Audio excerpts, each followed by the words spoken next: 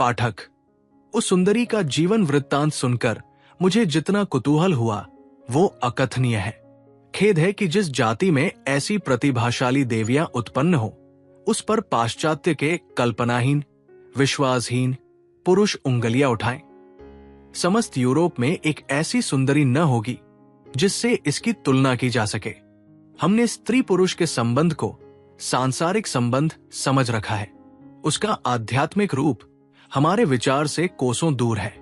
यही कारण है कि हमारे देश में शताब्दियों की उन्नति के पश्चात भी पतिव्रता का ऐसा उज्जवल और अलौकिक उदाहरण नहीं मिल सकता, और दुर्भाग्य से हमारी सभ्यता ने ऐसा मार्ग ग्रहण किया है कि कदाचित दूर भविष्य में ऐसी देवियों के जन्म लेने की संभावना नहीं है।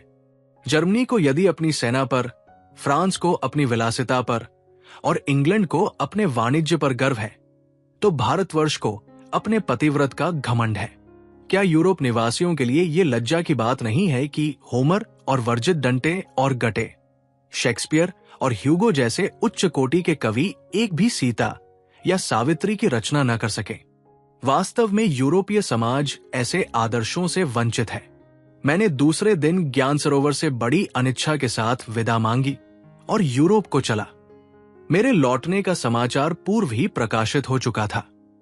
अब मेरा जहाज हैम्पवर्क के बंदरगाह में पहुंचा तो सहस्रों नरनारी, सैकड़ों विद्वान और राज कर्मचारी मेरा अभिवादन करने के लिए खड़े थे। मुझे देखते ही तालियां बजने लगी, रूमाल और टोपी हवा में उछलने लगे, और यहां से मेरे घर तक जिस समारोह से जुलूस निकला उस पर किसी राष्ट्रपति को भी गर्व हो सकता है। संध्या समय मुझे कैसर की मेज पर भोजन करने का सौभाग्य प्राप्त हुआ। कई दिनों तक अभिनंदन पत्रों का तांता लगा रहा और महीनों क्लब और यूनिवर्सिटी की फरमाइशों से दम मारने का अवकाश न मिला। यात्रा वृत्तांत देश के प्राय सभी पत्रों में छपा। कई देशों से भी बधाई के तार और पत्र मिले। फ्रांस और रूस आदि देशों की कितनी ही सभाओं ने मुझे व्याख्यान देने के लिए निमंत्रित किया। एक एक वक्तृता के लिए मुझे कई कई हजार पौंड दिए जाते थे। कई विद्यालयों ने मुझे उपाधियां दी। जार ने अपना ऑटोग्राफ भेजकर सम्मानित किया, किंतु इन आदर सम्मान की उपाधियों से मेरे चित्त को शांति न मिलती थी, और ज्ञान सरोवर का सुरम्य तट और वो गहरी गुफा और वो मृदु भाषणी रमणी सदैव आंखों के सामने फिरती रहती। उसके मधुर शब्द कानों में गूंजा कराते। मैं थिएटरों में जाता और स्पेन, जॉर्जिया की सुंदरियों को देखता, किंतु हिमालय की अप्सरा मेरे ध्यान से न उतरती। कभी कभी कल्पना में मुझे वो देवी आकाश से उतरती हुई मालूम होती। तब चित्त चंचल हो जाता और विकल उत्कंठा होती कि किसी तरह पर लगाकर ज्ञान सरोवर के तट पर पहुंच जाऊं। आखिर एक रोज मैंने सफर का सामान दुरुस्त किया, और उसी तिथि के ठीक 1000 दिनों के बाद, जबकि मैंने पहली बार ज्ञान सरोवर के तट पर कदम रखा था, मैं फिर वहां जा पहुंचा। प्रभात का समय था। गिरिराज सुनहरा मुकुट पहने खड़े थे। मन समीर के आनंदमय झोंकों से ज्ञान सरोवर का निर्मल प्रकाश से प्रतिबिंबित जल इस प्रकार लहरा रहा था, मानो अगणित अप्सराएं आभूषणों से जगमगाती हुई नृत्य कर रही हों। लहरों के साथ शद्दल यो झकोरे लेते थे, जैसे कोई बालक हिडोले में झूल रहा हो। पुलों के बीच में श्वेत हंस तैरते हुए ऐसे मालूम होते थे मानो लालिमा से छाए हुए आकाश पर तारागण चमक रहे हों। मैंने उत्सुक नेत्रों से इस गुफा की ओर देखा तो यहां एक विशाल राजप्रसाद आसमान से कंधे मिलाए खड़ा था। एक ओर रमणीक उपवन था, दूसरी ओर एक गगनचुंबी मंदिर। मुझे ये काया पलट देखकर आश्चर्य हुआ। मुख्य द्वार पर जाकर देखा तो 2 चोबदार ऊदे मखमल की वर्दियां पहने जरी के पट्टे बांधे खड़े थे। मैंने उनसे पूछा, क्यों भाई, ये किसका महल है? चोबदार, अर्जुन नगर की महारानी का। मैं, क्या अभी हाल ही में बना है? चोबदार, हां। तुम कौन हो? मैं एक परदेशी यात्री हूं। क्या तुम महारानी को मेरी सूचना दे दोगे? चोबदार, तुम्हारा क्या नाम है और कहां से आते हो? मैं, उनसे केवल इतना कह देना कि यूरोप से एक यात्री आया है और आपके दर्शन करना चाहता है। चोबदार भीतर चला गया और एक क्षण के बाद आकर बोला, मेरे साथ आओ। मैं उसके साथ हो लिया। पहले एक लंबी दालान मिली जिसमें भांति भांति के पक्षी पिंजरों में बैठे चहक रहे थे। इसके बाद एक विस्तृत बारादरी में पहुंचा जो संपूर्णतः पाषाण की बनी हुई थी। मैंने ऐसी सुंदर गुलकारी ताजमहल के अतिरिक्त और कहीं नहीं देखी। फर्श की पच्चीकारी को देखकर उस पर पांव धरते संकोच होता था। दीवारों पर निपुण चित्रकारों की रचनाएं शोभायमान थी। बारादरी के दूसरे सिरे पर एक चबूतरा था जिस पर मोटी कालीनें बिछी हुई थी। मैं फर्श पर बैठ गया। इतने में एक लंबे कद का रूपवान पुरुष अंदर आता हुआ दिखाई दिया। उसके मुख पर प्रतिभा की ज्योति झलक रही थी और आंखों से गर्व टपका पड़ता था। उसकी काली और भाले की नोक के सदृश तनी हुई मूंछें, उसके भौंरे की तरह काले घुंघराले बाल उसकी आकृति की कठोरता को नम्र कर देते थे। विनयपूर्ण वीरता का इससे सुंदर चित्र नहीं खींच सकता था। उसने मेरी ओर देखकर मुस्कुराते हुए कहा, आप मुझे पहचानते हैं? मैं अदब से खड़ा होकर बोला, मुझे आपसे परिचय का सौभाग्य नहीं प्राप्त हुआ। वो कालीन पर बैठ गया और बोला, मैं शेर सिंह हूं। मैं अवाक रह गया। शेर सिंह ने फिर कहा, अच्छा, आप प्रसन्न नहीं हैं कि आपने मुझे पिस्तौल का लक्ष्य नहीं बनाया? मैं तब पशु था, अब मनुष्य हूं। मैंने कहा, आपको हृदय से धन्यवाद देता हूं। यदि आज्ञा हो तो मैं आपसे एक प्रश्न पूछना चाहता हूं। शेर सिंह ने मुस्कुराकर कहा, मैं समझ गया, पूछिए। मैं, जब आप समझ ही गए तो मैं पूछूं क्यों? शेर सिंह, संभव है मेरा अनुमान ठीक न हो। मुझे भय है कि उस प्रश्न से आपको दुख न हो। शेर सिंह, कम से कम आपको मुझसे ऐसी शंका न करनी चाहिए। मैं विद्याधरी के भ्रम में कुछ सार था? शेर सिंह ने सिर झुकाकर कुछ देर में उत्तर दिया, जी हां, था। जिस वक्त मैंने उसकी कलाई पकड़ी थी उस समय आवेश से मेरा एक एक अंग कांप रहा था। मैं विद्याधरी के उस अनुग्रह को मरण पर्यंत न भूलूंगा। मगर इतना प्रायश्चित करने पर भी मुझे अपनी ग्लानि से निवृत्ति नहीं हुई। संसार की कोई वस्तु स्थिर नहीं, किंतु पाप की कालिमा अमर और अमिट है। यश और कीर्ति कालांतर में मिट जाती है, किंतु पाप का धब्बा नहीं मिटता। मेरा विचार है कि ईश्वर भी दाग को नहीं मिटा सकता। कोई तपस्या, कोई दंड, कोई प्रायश्चित इस कालिमा को नहीं मिटा सकता। पतितोद्धार की कथाएं और तौबा या कन्फेशन करके पाप से मुक्त होने की बातें, ये सब संसार लिप्सी पाखंडी धर्मावलंबियों की कमाई है। हम दोनों यही बातें कर रहे थे कि रानी प्रियंवदा सामने आकर खड़ी हो गई। मुझे आज अनुभव हुआ, जो बहुत दिनों से पुस्तकों में पढ़ा करता था, कि सौंदर्य में प्रकाश होता है। आज इसकी सत्यता मैंने अपनी आंखों से देखी।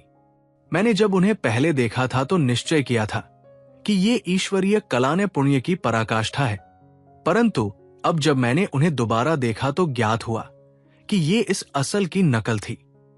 प्रियंवदा ने मुस्कुराकर कहा, मुसाफिर, तुझे स्वदेश में भी कभी हम लोगों की याद आई थी।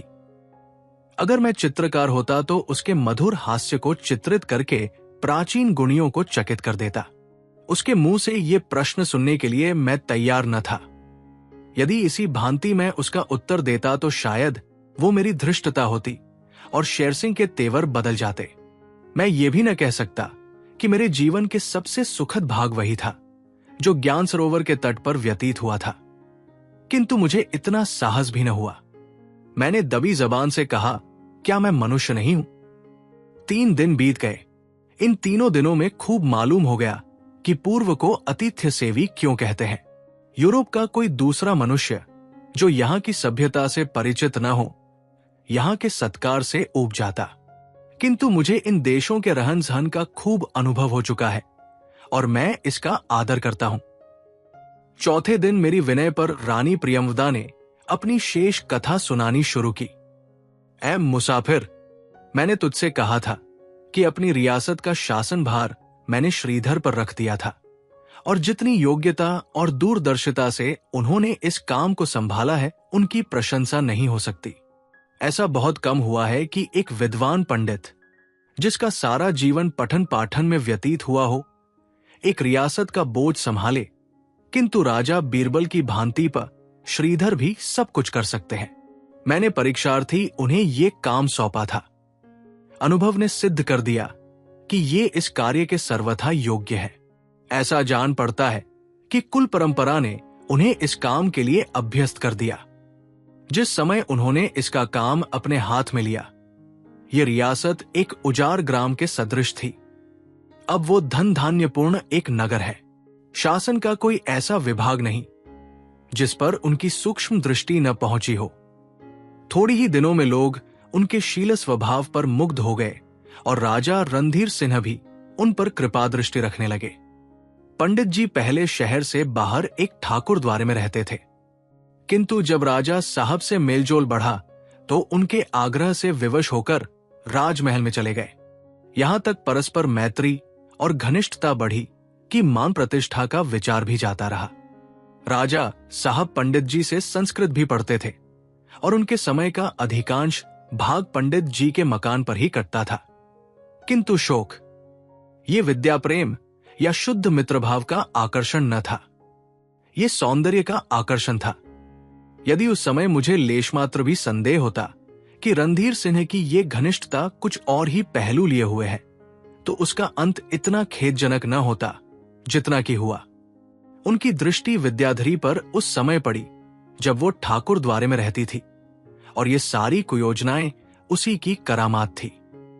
राजा साहब स्वभावतः बड़े ही सच्चरित्र और संयमी पुरुष थे, किंतु जिस रूप ने मेरे पति जैसे देव पुरुष का ईमान डिगा दिया, वो सब कुछ कर सकता है। भोली भाली विद्याधरी मनोविकारों की इस कुंठित नीति से बेखबर थी। जिस प्रकार छलांगे मारता हुआ हिरण व्याघ्र की फैलाई हुई हरी भरी घास से प्रसन्न होकर उस ओर बढ़ता है और ये नहीं समझता कि प्रत्येक पग मुझे सर्वनाश की ओर लिए जाता है, उसी भांति विद्याधरी को उसका चंचल मन अंधकार की ओर खींचे लिए जाता था। वह राजा साहब के लिए अपने हाथों से बीड़े लगाकर भेजती, पूजा के लिए चंदन रगड़ती। रानी जी से भी उसका बहनापा हो गया। वो एक क्षण के लिए भी उसे अपने पास से न जाने देती। दोनों साथ साथ बाग की सैर करती, साथ साथ झूला झूलती, साथ साथ चौपड़ खेलती। ये उनका श्रृंगार करती और वह उनकी मांग चोटी संवारती, मानो विद्याधरी ने रानी के हृदय में वो स्थान प्राप्त कर लिया जो किसी समय मुझे प्राप्त था।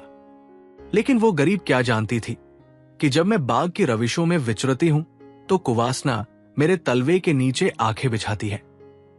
जब मैं झूला झूलती हूं तो वो आड़ में बैठी हुई आनंद से झूमती है। इस एक सरल हृदय अबला स्त्री के लिए चारों ओर से चक्रव्यूह रचा जा रहा था। इस प्रकार एक वर्ष व्यतीत हो गया। राजा साहब का रप्त जप्त दिनों दिन बढ़ता जाता था। पंडित जी को उनसे इतना स्नेह हो गया जो गुरुजी को अपने एक होनहार शिष्य से होता है।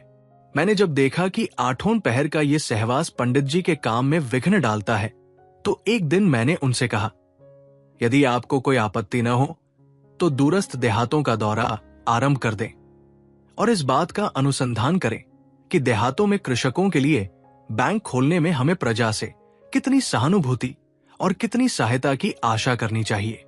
पंडित जी के मन की बात नहीं जानती, पर प्रत्यक्ष में उन्होंने कोई आपत्ति नहीं की।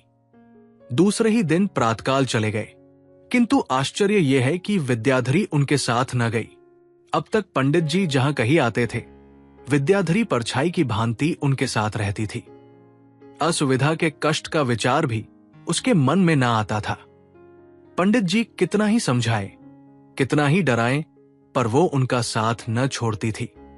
पर अब की बार कष्ट के विचार ने उसे कर्तव्य के मार्ग से विमुख करा दिया। पहले उसका पतिव्रत एक वृक्ष था जो उसके प्रेम की क्यारी में अकेला खड़ा था, किंतु अब उसकी क्यारी में मैत्री का घासपात निकल आया था, जिसका पोषण भी उसकी भोजन पर अवलंबित था। ऐ मुसाफिर, 6 महीने गुजर गए और पंडित श्रीधर वापस न आए। पहाड़ों की चोटियों पर छाया हुआ हिम घुल घुल कर नदियों में बहने लगा। उनकी गोद में फिर रंग बिरंगे फूल लहलहाने लगे। चंद्रमा की किरणें फिर फूलों की महक सूंघने लगी।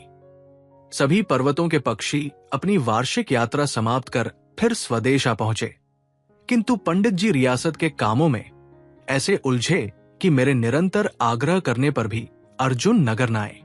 विद्याधरी की ओर से वो इतने उदासीन क्यों हुए, समझ में नहीं आया। उन्हें तो उसका वियोग एक क्षण के लिए भी असह्य था, किंतु इससे अधिक आश्चर्य की बात यह थी कि विद्याधरी ने भी आग्रह पूर्ण पत्रों के लिखने के अतिरिक्त उनके पास जाने का कष्ट न उठाया। वो अपने पत्रों में लिखती, स्वामी जी, मैं बहुत व्याकुल हूं, यहां मेरा मन जरा भी नहीं लगता।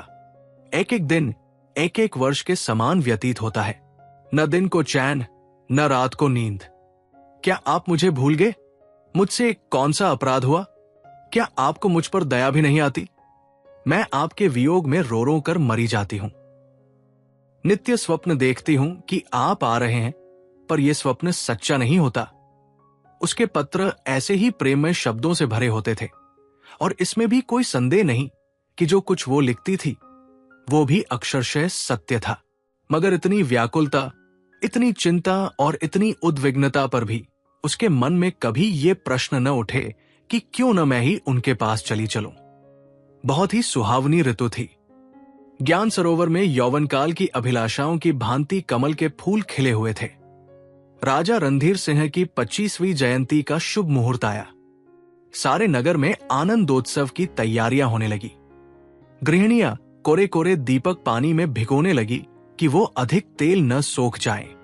चैत्र की पूर्णिमा थी, किंतु दीपक की जगमगाहट ने ज्योत्सना को मात कर दिया था।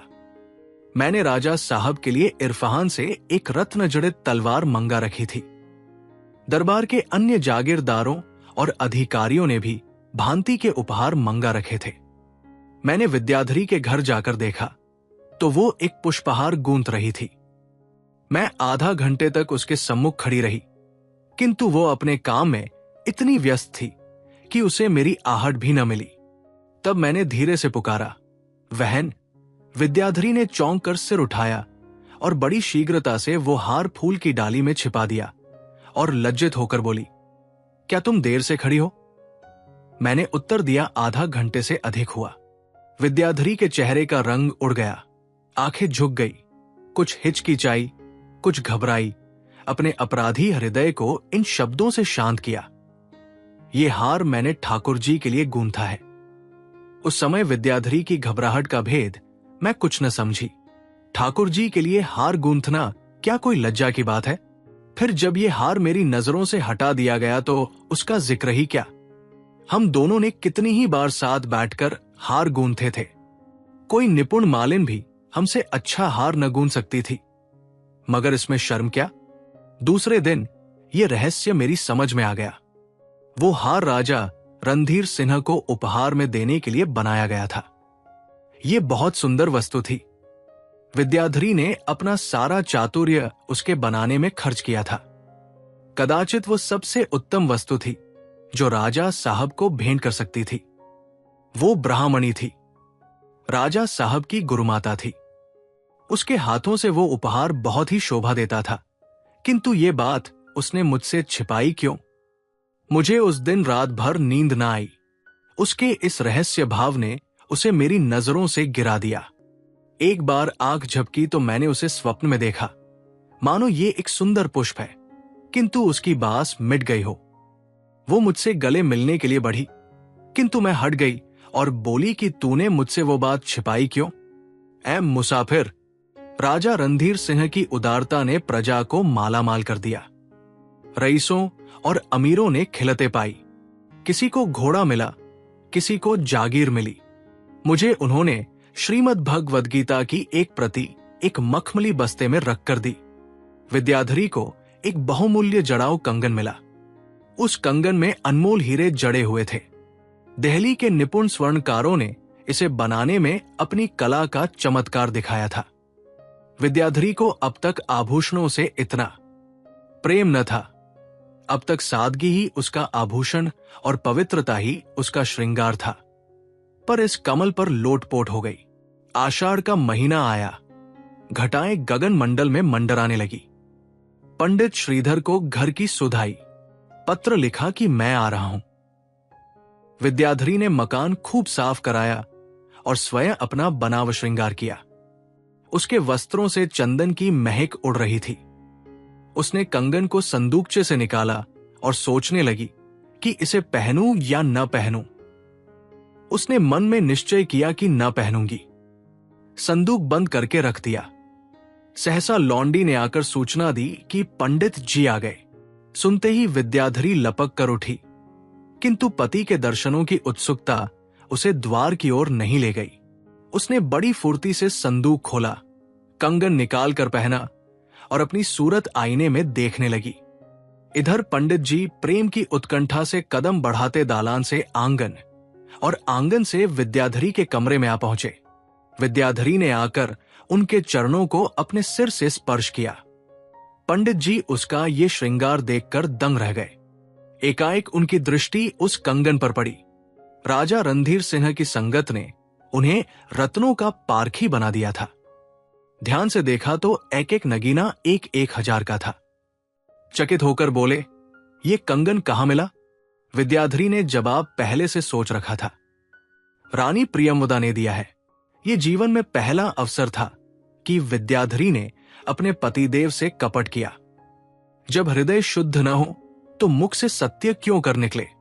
ये कंगन नहीं वरन एक विशैला नाग था। एक सप्ताह गुजर गया। विद्याधरी के चित्त की शांति और प्रसन्नता सुप्त हो गई थी। ये शब्द की राजी प्रियंवदा ने दिया है। प्रतिक्षण उसके कानों में गूंजा करते। वो अपने मन में धिक्कारती कि मैंने अपने प्राणधार से क्यों कपट किया। बहुधा रोया करती।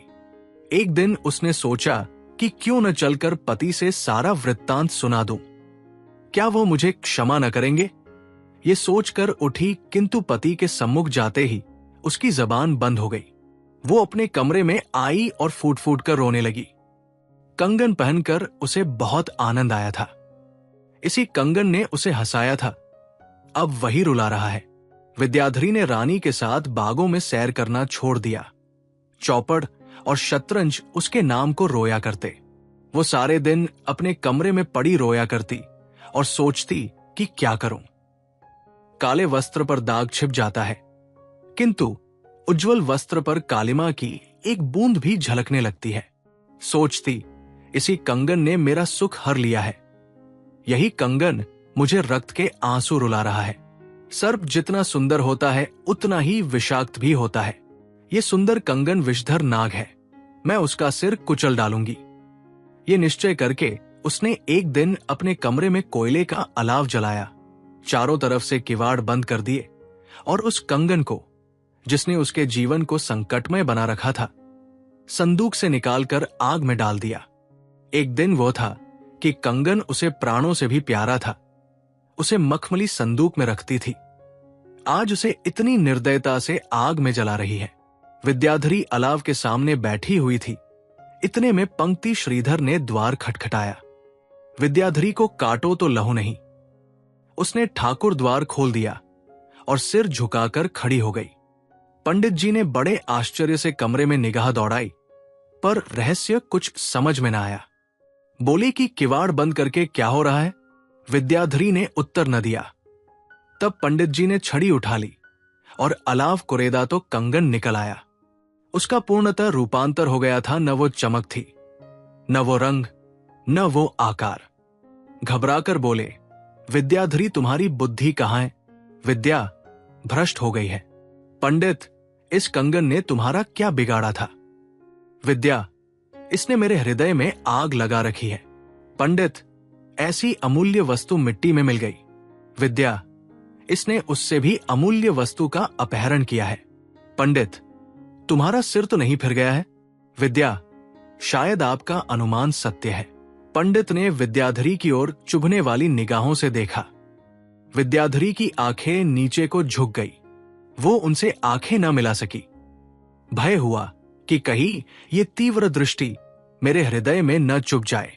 पंडित जी कठोर स्वर में बोले, विद्याधरी तुम्हें स्पष्ट कहना होगा। विद्याधरी से अब न का रुका गया।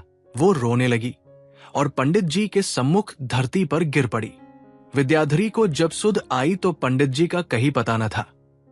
घबराई हुई बाहर के दीवान खाने में आई, मगर यहां भी उन्हें न पाया। नौकरों से पूछा तो मालूम हुआ कि घोड़े पर सवार होकर ज्ञान सरोवर की ओर गए हैं। ये सुनकर विद्याधरी को कुछ ढाढ़स हुआ। वो द्वार पर खड़ी होकर उनकी राह देखती रही। दोपहर हुआ, सूर्य सिर पर आया, संध्या हुई, चिड़िया बसेरा लेने लगी। फिर रात आई, गगन में तारागण जगमगाने लगे। किंतु विद्याधरी दीवार की भांति खड़ी पति का इंतजार करती रही। रात बीत गई। वन जंतुओं के भयानक शब्द कानों में आने लगे। सन्नाटा छा गया। सहसा उसे घोड़े के टापों की ध्वनि सुनाई दी। उसका हृदय फड़कने लगा। आनंदोमत होकर द्वार के बाहर निकली, किंतु घोड़े पर सवार न था। विद्याधरी को अब विश्वास हो गया कि अब पतिदेव के दर्शन न होंगे। या तो उन्होंने संन्यास ले लिया या आत्मघात कर लिया। उसके कंठ से नैराश्य और विषाद में डूबी हुई ठंडी सांस निकली। वही भूमि पर बैठ गई और सारी रात खून के आंसू बहाती रही। जब उषा की निद्रा भंग हुई और पक्षी आनंदगान गाने लगे, तब वो दुखिया उठी और अंदर जाकर लेट रही। जिस प्रकार सूर्य का ताप जल को सोख लेता है, उसी भांति शोक के ताप ने विद्याधरी का रक्त जला दिया। मुख से ठंडी सांस निकलती थी, आंखों से गर्म आंसू बहते थे।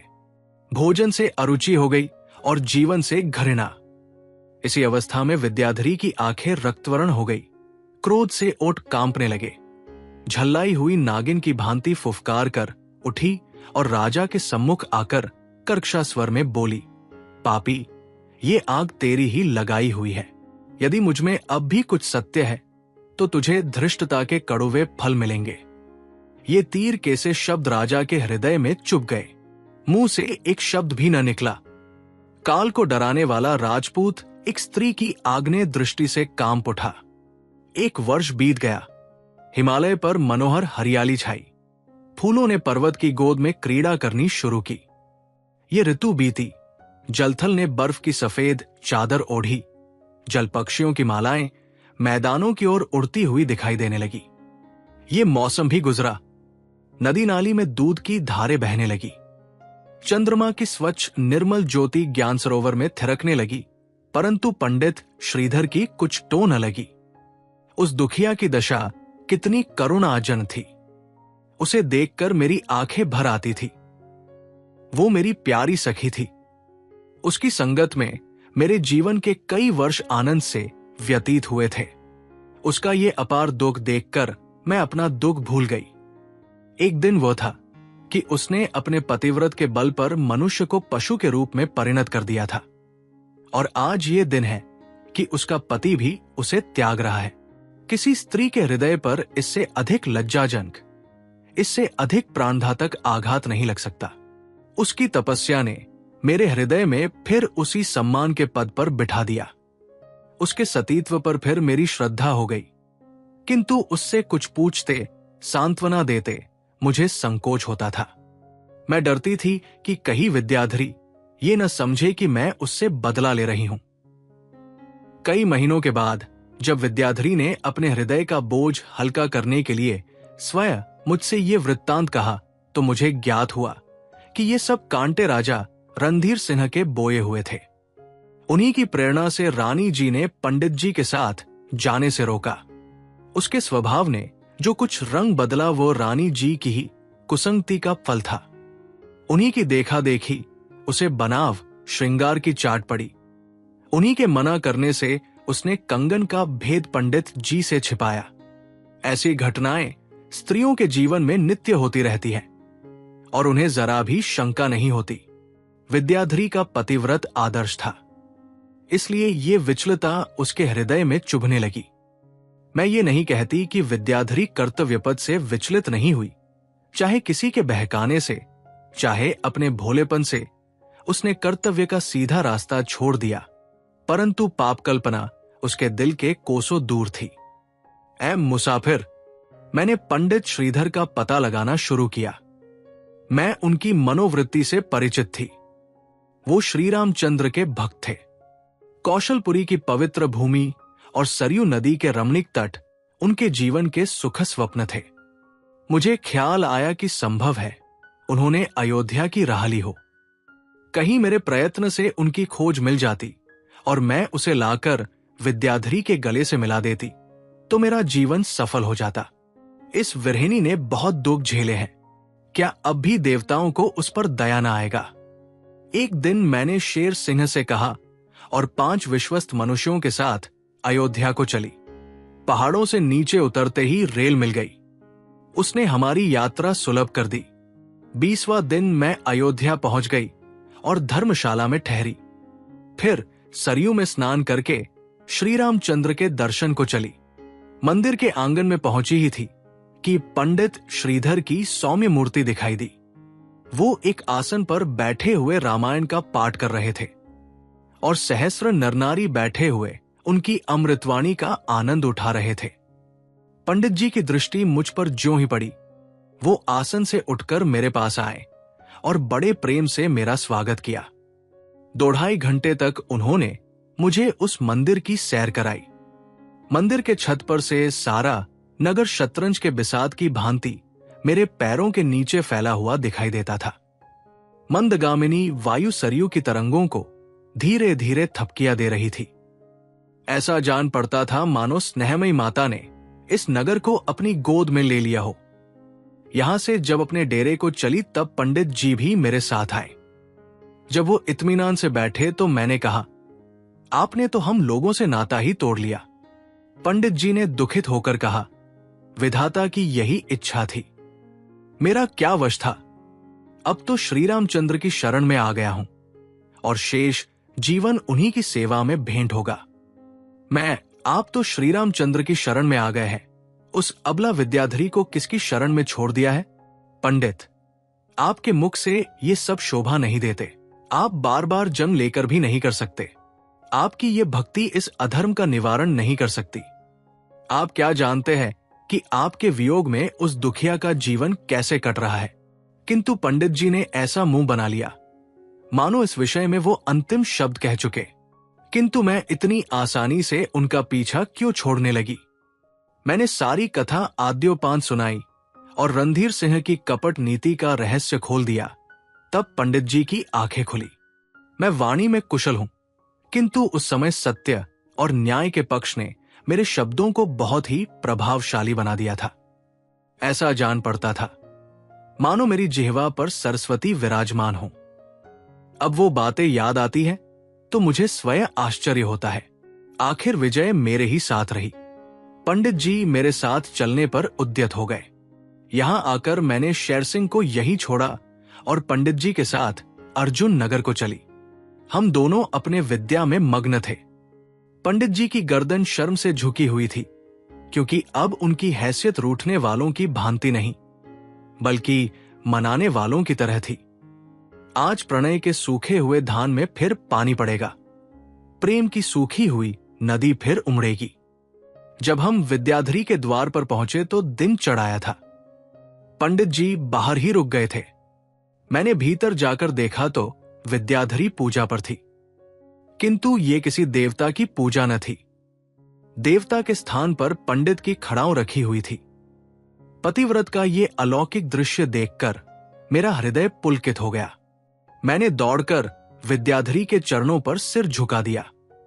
उसका शरीर सूखकर कांटा हो गया था और शोक ने कमर झुका दी थी। विद्याधरी ने मुझे उठाकर छाती से लगा लिया और बोली, बहन, मुझे लज्जित न करो। खूब आई, बहुत दिनों से जी तुम्हें देखने के तरस रहा था। मैंने उत्तर दिया, जरा अयोध्या चली गई थी। जब हम दोनों अपने देश में थी तो जब मैं कहीं जाती तो विद्याधरी के लिए कोई न कोई उपहार अवश्य लाती। उसे वो बात याद आ गई। सजलन्यन होकर बोली, मेरे लिए भी कुछ लाई। मैं एक बहुत अच्छी वस्तु लाई हूं। विद्या, क्या है देखूं? मैं पहले बूझाओ। विद्या, सुहाग की पिटारी होगी। मैं नहीं उससे अच्छी। विद्या, मेरे प्राणाधार का कोई समाचार? मैं उससे भी अच्छी। विद्याधरी प्रबल आवेश से व्याकुल होकर उठी कि द्वार पर जाकर पति का स्वागत करे, किंतु निर्बलता ने मन की अभिलाषा न निकलने दी। 3 बार संभली और 3 बार गिरी। तब मैंने उसका सिर अपनी गोद में रख लिया और आंचल से हवा करने लगी। उसका हृदय बड़े वेग से धड़क रहा था और पति दर्शन का आनंद आंखों से बह निकलता था। जब जरा चित्त शांत हुआ तो उसने कहा, उन्हें बुला लो, उनका दर्शन मुझे रामबाण हो जाएगा। ऐसा ही हुआ। ज्यों ही पंडित जी अंदर आए, विद्याधरी उठकर उनके पैरों से लिपट गई। देवी ने बहुत दिनों के बाद पति के दर्शन पाए हैं। अश्रुधारा से उनके पैर पखार रही है। मैंने यहां ठहरना उचित न समझा। इन दो प्राणियों के हृदय में कितनी ही बातें आ रही होंगी। दोनों क्या क्या कहना और क्या क्या सुनना चाहते होंगे। इस विचार से मैं उठ खड़ी हुई और बोली, बहन, अब मैं जाती हूं, शाम को फिर आऊंगी। विद्याधरी ने मेरी ओर आंखें उठाई। पुतलियों के स्थान पर हृदय रखा हुआ था। दोनों आंखें आकाश की ओर उठाकर बोली, ईश्वर तुम्हें इस यश का फल दे। ऐ मुसाफिर, मैंने 2 बार पंडित श्रीधर को मौत के मुंह से बचाया था, किंतु आज का सा आनंद कभी न प्राप्त हुआ था। जब मैं ज्ञान सरोवर पर पहुंची तो दोपहर हो आया था। विद्याधरी की शुभकामना मुझसे पहले ही पहुंच चुकी थी। मैंने देखा कि कोई पुरुष गुफा से निकलकर ज्ञान सरोवर की ओर चला जाता है। मुझे आश्चर्य हुआ कि इस समय यहां कौन आया, लेकिन जब समीप आ गया तो मेरे हृदय में ऐसी तरंगे उठने लगी मानो छाती से बाहर निकल पड़ेगा। ये मेरे प्राणेश्वर, मेरे पतिदेव थे। मैं चरणों पर गिरना ही चाहती थी कि उनका करपाश मेरे गले में पड़ गया। पूरे 10 वर्षों के बाद मुझे ये शुभ दिन देखना नसीब हुआ। मुझे उस समय ऐसा जान पड़ता था कि ज्ञान सरोवर के कमल मेरे ही लिए खिले हैं। गिरिराज ने मेरे लिए ही फूला की शैया दी है। हवा मेरे लिए झूमती हुई आ रही है। 10 वर्ष के बाद मेरा उजरा हुआ घर बसा, गए हुए दिन लौटे। मेरे आनंद का अनुमान कौन कर सकता है। मेरे पतिदेव ने प्रेम करुणा भरी आंखों से देखकर कहा, प्रियमवदा,